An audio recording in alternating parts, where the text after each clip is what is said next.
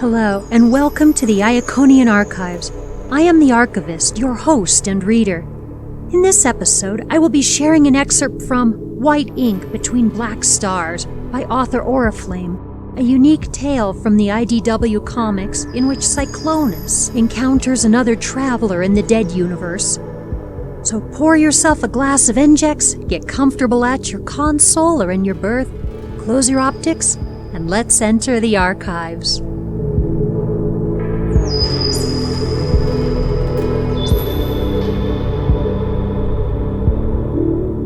Cyclonus makes it to the engine room. This is more challenging a task than it should have been. He should know this path by spark, but the Ark plays tricks on the mind. Every so often, he forces himself to stop, fighting the sickening lurch in his tanks as he counts how many doors there are in this downward-sloping hallway. Was there an intersection here before, or have the hallways undergone a subtle shift since his last visit? Did the rust stain along the floor spread so wide, like a fallen body, last time? He soldiers on, but the unpleasant uncertainty lingers in him until he reaches the threshold. The engines are still running. They should not be running, but logic has yet to stop them, and he knows their dry, scraping rattle well. When they first arrived, the crew continued to eat and recharge by force of habit. And when the energon reservoirs ran out, they tried to convert the engine fuel and found it inert. They soon realized it didn't matter. The engines continue to operate and their bodies continue to function. And when Cyclonus accompanied Galvatron on an excursion to fend off the wraiths for sport for 2 years without pausing to rest or refuel, he began to understand what they have become. But he hears another noise when he pries the door open, and it has been long enough since Cyclonus heard a sound or voice not stifled and thinned by the dead air here, that the sudden, reverberating echo almost jolts his spark from his frame. Stepping into the engine room feels like walking into a bubble of sound. A palpable thrum layers over the engine's monotonous drone with an odd, piercing clarity. It stuns him for a moment and then leaves him woozy as he staggers forward, one hand holding his helm and the other stretched out before him, reaching. He finds it tucked under the main coolant tubes in one of the furthest corners. All he sees when he rounds the bend is some sort of thin fuel line coiling along the floor. The vibrating sound increases in intensity as he nears the source. He should assess the situation with more caution, but his processor is suddenly full of white noise, and he rushes forward filled with the terrible, inexorable need to know what is there, what is real. It seizes him before he can grab it. What he mistook for a trailing fuel line is decidedly not. Many tendrils wrap around him and hold him in place as what he thought was the shadow of the coolant tanks unfolds over him. It's difficult to describe it in words. Countless round, dark eyes peer at him, the pupils narrowing into slits as it leans out into the half-light of the engine room. It's not actually darkly colored, but neither can Cyclonus say what color it is.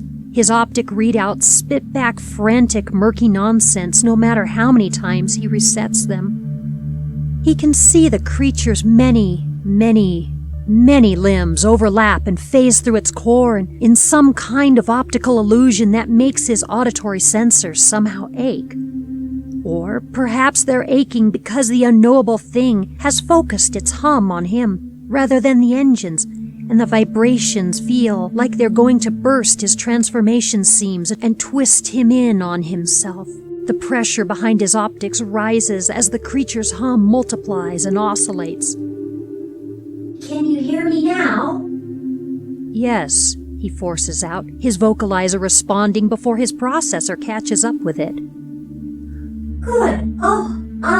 Sunquake and core on the light field of rivets? In theory, this thing is somehow, impossibly, speaking flawless Cybertronian. In practice, Cyclonus stares at it in incomprehension.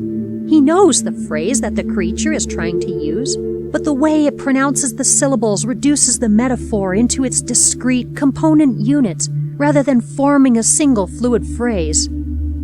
I don't know what, he says, the throbbing pressure behind his optics making it difficult to think. Oh dear, allegors. Sorry, just a little more context. His right optic splinters and begins to leak a stream of sparks and fluid down his face and into his vents. Then the pressure alleviates without warning, and Cyclonus lets his head drop in relief for a brief moment. The reverberating sound resolves into a single voice, bright and chipper and with an accent almost identical to his own, completely at odds with the informal mode it uses to chatter at him.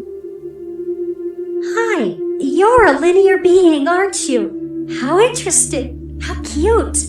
It really is so nice to meet you. You've helped me get my bearings back with your nice linearity. I feel like I've been lost here for eons. I thought at first there was nothing nice here, but you're not from here. Thank you. Is that right? Is it pronounced thank you or nebulae and tianhi on the spire? Both, Cyclonus says. Thinking feels easier now.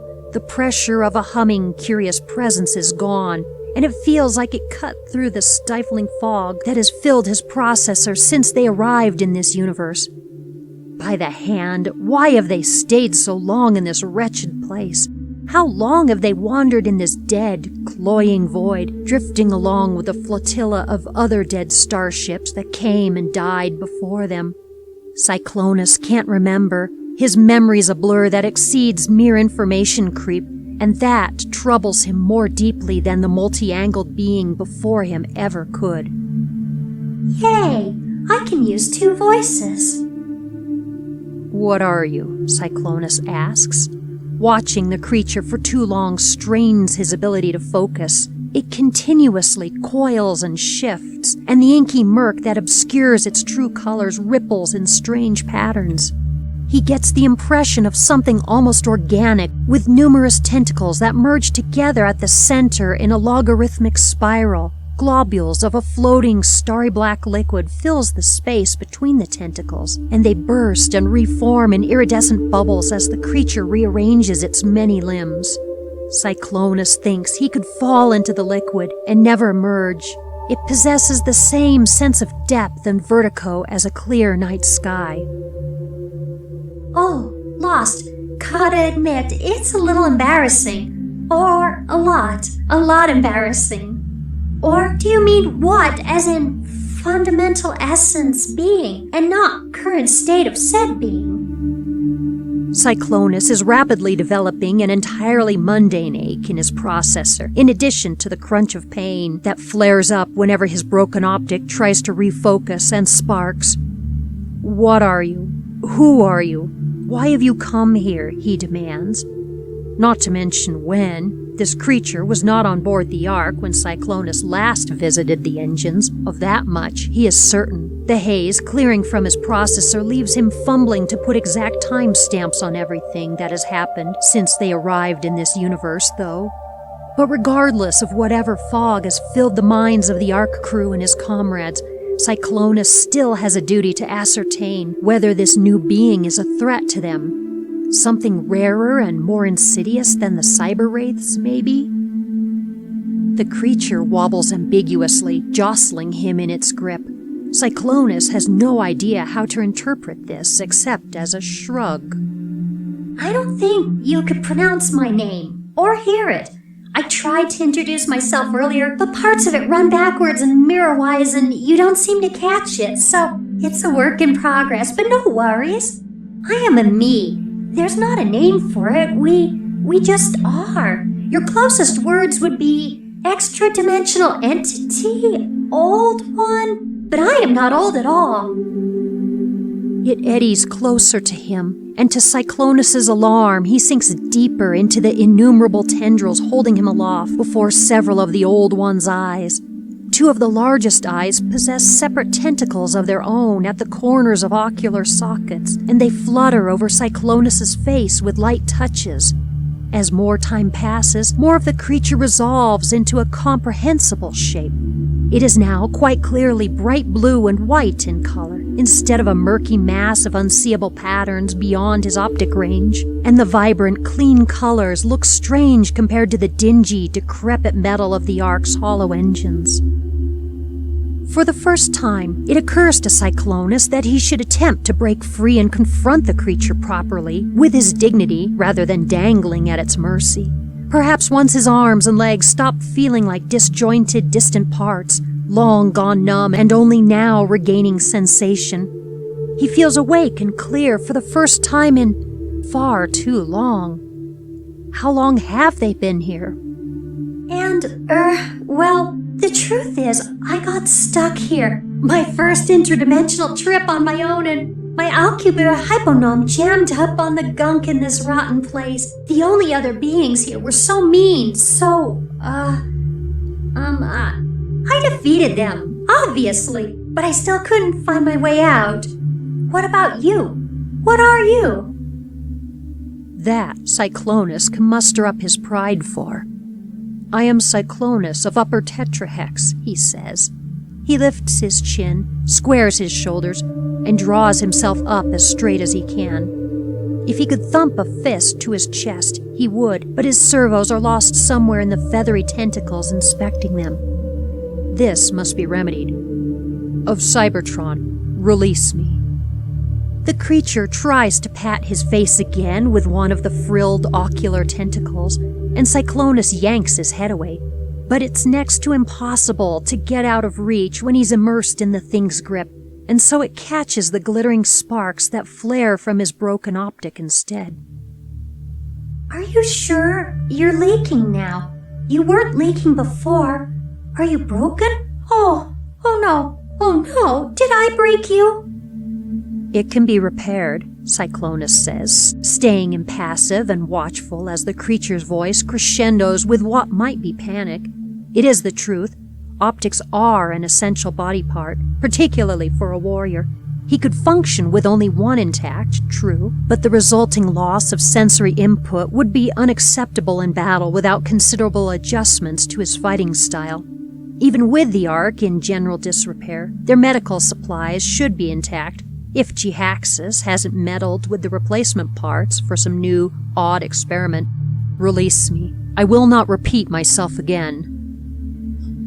Great, that's good. Yes, down. Right.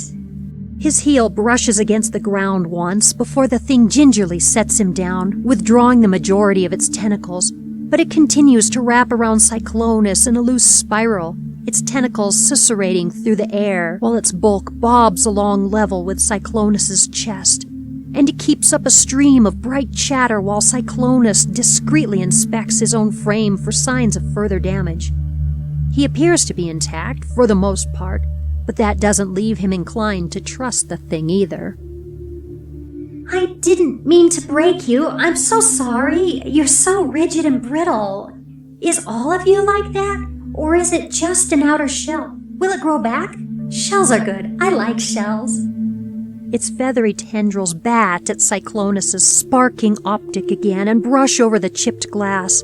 A cold jolt of pain stabs through Cyclonus's faceplate and down along his jaw, like an electric current running down his lines in an unpleasant rush. The thing might be an enigma that defies the laws of physics, but it is an irritating enigma, and he is running low on patience. Enough, he snaps, rebuffing the next curious touch with a slash of sharp servos. Huh? He's not sure he can deal damage to the creature. It's not entirely corporeal, even now, but it warbles in distress and jerks away from his slash. Cyclonus's remaining optic stings as the creature immerses itself in the murky blur of shadows again and rushes away, the warble reaching a pitch that stuns Cyclonus again. Several clicks pass before he can adjust and can search for the thing's latest hiding space. It's just tucked back under the coolant tube, though. When Cyclonus approaches, a forbidding glower on his face, the creature does its best impression of a knot, tangling its limbs over and over into a ball of inky shadows. Only 3 eyes stay visible in the gloom, all with round pupils that stream starry black film. The film floats away as droplets when enough gathers at the ends of its tendrils. Now that he knows what to look for, though, the smokescreen is obvious. "You did not defeat anything in this realm," Cyclonus says after a moment's pause. If the creature really is as inexperienced and easy to startle as this, he doubts it has ever seen battle.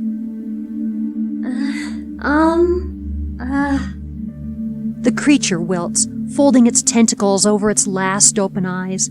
It lets the dizzying shadows drop, but stays curled in a shuddering blue and white heap. Collapsed like this, it looks so much smaller. No. There's something really nasty here. I just keep getting more lost and dizzy, and no one is going to be looking for me for a long time. My first solo trip and all that. I could be gone forever before anybody misses me. He shouldn't have spoken to this creature. It sounds lonely and horribly young, and Cyclonus has never known how to deal with the antics of mechs fresh out of their protoforms and in the energetic burst of their first fully armored frame, let alone the troubles of a completely alien, physics-defying species. He finds words difficult at the best of times. This is not his forte, and his discomfort increases by the click. "But you are capable of leaving now," he points out, folding his arms. Stern and stoic, he can manage that easily. It brightens. Literally, the blues and whites all brighten, and 10 different eyes pop open as the creature puffs up in excitement. It smacks a pair of tendrils on the ground to push itself up. Cyclonus takes a step back, ready to defend himself, but the creature is just painfully exuberant.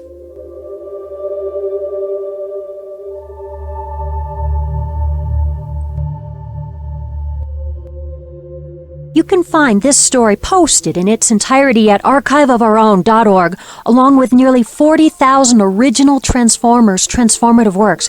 Give it a read and let the author know what you thought. Comments and kudos encourage authors to keep producing their art. Please subscribe to this channel and you'll know when new videos are posted.